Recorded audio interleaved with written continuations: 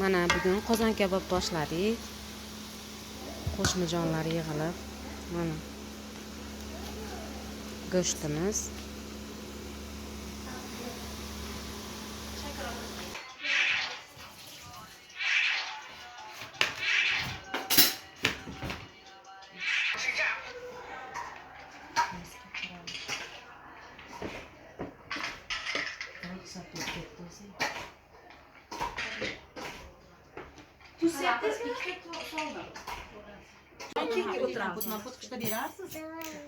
Mana qo'shnijonlar yig'ilib turib, qozon kabob qilib yeymiz deb mana bir yig'ildik.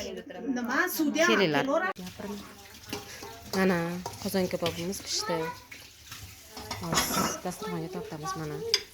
Har doimgidek Navro'zda shakorat qilyapmiz. Xizmatda deng. Asha 6dan keyingi narsa yemaslik. Ertaman hozir yaramas. Qoshiq qayerda? Ashakda.